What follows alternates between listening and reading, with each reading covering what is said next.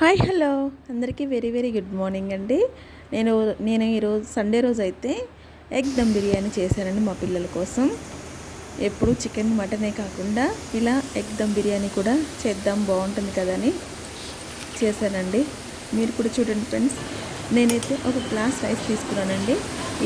ఈ బిర్యానీ అనేది నేను నార్మల్ రైస్తో చేస్తున్నానండి. ఇదిగో చూడండి ఫ్రెండ్స్, పక్కనైతే ఆనియన్స్ని బాగా డీప్ ఫ్రై చేసుకుంటున్నానండి. ఫ్రైడ్ ఆనియన్స్ ముందైతే దాంట్లోకి ఆ గ్రేవీలోకి టమాటా, ఆనియన్స్, కొత్తిమీర, ఉల్లిపాయలు ఇంతేనండి. గ్రేవీ రావడానికి ఇవి వాడుతున్నానండి. ఇంకా బగారా సామాన్లు మొత్తం హోల్ గరం మసాలా సామాన్లన్నీ వేసుకుంటున్నానండి. ముందైతే ఎగ్స్ని పొట్టు తీసేసుకొని అందులో కొద్దిగా చిటికెడు పసుపు వేసేసుకొని ఈ ఎగ్స్ని అయితే బాగా ఫ్రై చేసుకుంటానండి. ఇలా కొంచెం ఫ్రైలా చేసుకుంటేనే బాగుంటుంది కదండి.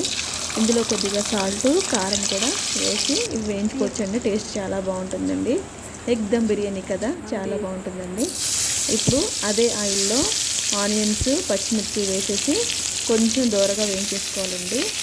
దోరగా వేయించేసుకున్న తర్వాత అది కొంచెం వేగిన తర్వాత కొద్దిగా హాఫ్ స్పూను అల్లం పేస్ట్ వేసుకుంటానండి.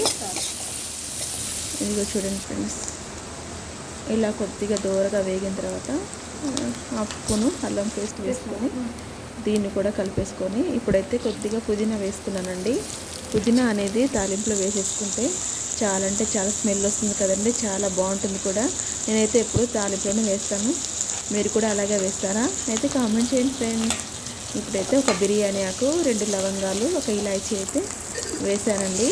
ఇప్పుడు 2 టమాటాలు సన్నగా కట్ చేసుకున్నాను కదండి, ఆ టమాటాస్ కూడా వేసేసి దానిపైన హాఫ్ స్పూను కారము, ఒక హాఫ్ స్పూను పసుపు, ఒక హాఫ్ స్పూను ధనియాల పౌడర్ అయితే వేసానండి. ఇదిగో చూడండి ఫ్రెండ్స్, రైస్ అయితే ఇప్పుడే బబుల్స్ లాగా వచ్చేసింది కదండి.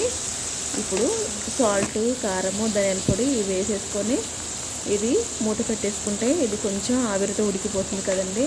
ఈ రైస్ అయితే 80% అయితే ఉడికించుకోవాలండి. ఇది నార్మల్ రైస్ కాబట్టి నేను ముందే కడిగైతే ఏమి ఉంచుకోలేదండి. ఎందుకంటే అన్నం ఉట్టిగా మెత్తగా అయిపోతుంది కదండి, అందుకని అప్పటికప్పుడే కడిగేసి పెట్టేసుకున్నానండి. అన్నం అయితే ఇలా చూడండి వార్చుకున్నాను.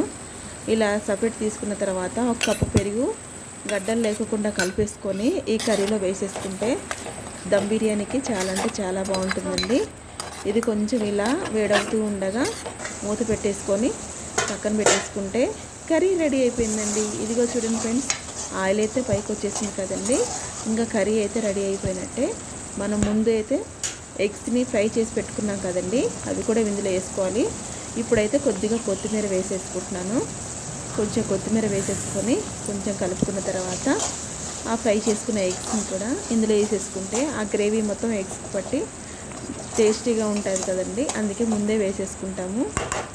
ఇలా వేసుకున్న తర్వాత రైస్ అయితే తీసి పక్కన పెట్టుకున్నాం కదండి.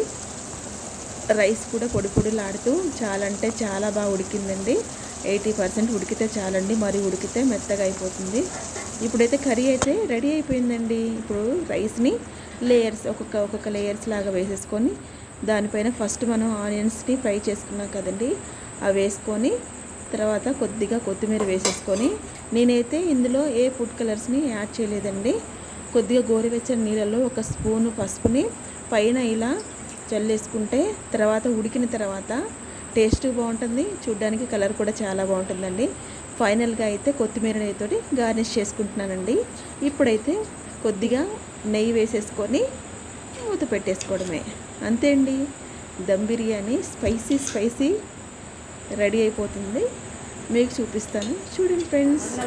ఇంకా ఇప్పుడైతే గ్యాస్ ఆన్ చేసేసుకొని ఒక 5 మినిట్స్ హై ఫ్లేమ్లో పెట్టేసుకొని దోశ పానం పెట్టుకొని దానిపైన మనం రెడీ చేసుకున్న దాన్ని బిర్యానీని అయితే దాని మీద పెట్టేసుకుందామండి. 15 మినిట్స్ ఉంటే చాలండి, మంచిగా ఉడికిపోతుంది. ఇదిగో చూడండి, నేను బరువులు అలాంటివి ఏం పెట్టలేదండి. మూత అంటే చాలా బాగుంది, అందుకని బరువులు కొట్టి ఏం పెట్టలేదు నేను.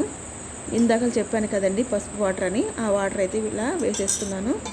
ఇంకంతే, మూత పెట్టేసుకుంటే వేడి వేడి ఎంతో స్పైసీగా ఎగ్ దమ్ బిర్యానీ రెడీ అయిపోతుంది. ఇదిగో చూడండి ఫ్రెండ్స్, ఎగ్ దమ్ బిర్యానీ అయితే రెడీ అయిపోయిందండి. ఇదిగో చూడండి, కలర్ నేనైతే ఏం యాడ్ చేయలేదు కదండి, కానీ కలర్ వేసినట్టే ఉంది కదండి. ఈ టిప్ మీకు నచ్చితే మీరు కూడా ట్రై చేయండి ఫ్రెండ్స్. ఇప్పుడైతే మా పిల్లలకైతే నేను ఎగ్ దమ్ బిర్యానీని సర్వ్ చేస్తున్నాను. మా పిల్లలు ఇద్దరికి పెట్టిన తర్వాత నేను కూడా తిని టేస్ట్ ఎలా ఉందో మీకు చెప్తాను. ఓకేనా ఫ్రెండ్స్, నా వీడియోస్ అన్ని చూస్తున్నారు కదండి. నా వీడియోస్ అన్ని మీకు నచ్చినట్టయితే లైక్ అండ్ షేర్, సబ్స్క్రైబ్ చేసుకోండి. ఇప్పుడు టేస్టింగ్ టైం. ఇదిగా చూడండి ఫ్రెండ్స్, నేనైతే టేస్ట్ చేస్తున్నాను. చాలా అంటే చాలా చాలా టేస్టీగా ఉందండి. నాకైతే బాగా నచ్చింది. మీకు కూడా నచ్చితే లైక్ అండ్ షేర్, సబ్స్క్రైబ్ చేసుకోండి. ఓకేనా మరి, బాయ్.